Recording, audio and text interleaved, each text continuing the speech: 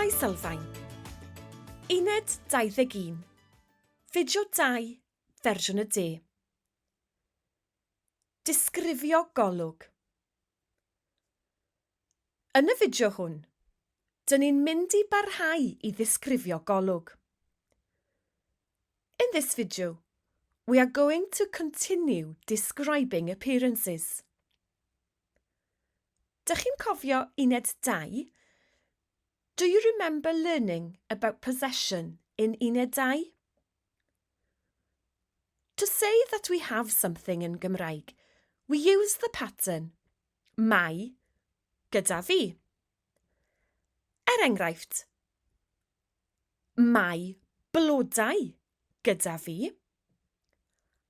I have flowers. Mai mwydyn gyda fi. I have a worm. Showing possession is an important pattern in Gymraeg. It is different to English. We are literally saying, there is something with me. We use the same pattern to talk about appearances.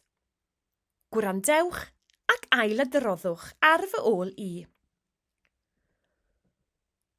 Mae gwallt tywyll gyda fi. I have dark hair.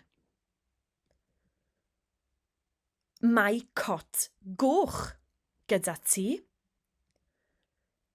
You have a red coat. Mae moustache gyda fe. He has a moustache. Mae het binc gyda hi. She has a pink hat. Mae sbectol gyda ni. We have glasses. Mae llygaid glas gyda chi. You have blue eyes. Mae barf gyda nhw. They have a beard. Cofiwch, remember, feminine singular nouns cause a treiglad meddal, two words that describe them. Cot, coch, cot goch. Het, pink, het bink. To ask someone if they have something, we start the question with oes. Oes llygaid brown gyda ti? Do you have brown eyes? Oes gwallt golau gyda fe? Does he have light hair? As you have learnt, the answer to the questions is either oes or nac oes. Enghraifft, oes llygaid brown gyda ti? Oes. Oes gwallt golau gyda fe? Nac oes. Iawn.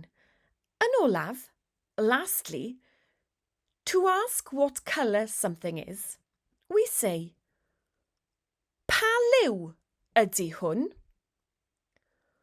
What colour is this? Pa liwiau ydyn nhw? What colours are they? Eich tro chi nawr. Your turn. Dwedwch ar fy ôl i. Pa liw ydy hwn? Glas. Pa liwiau ydyn nhw? Du a gwyn. Da iawn. Nawr, cwblhewch y gweithgareddau yn yr uned. Dych chi'n gallu gwylio'r fideo yma eto I adolygu. Now, complete the activities in the unit. You can watch this video again if you wish to revise. Pob lwc!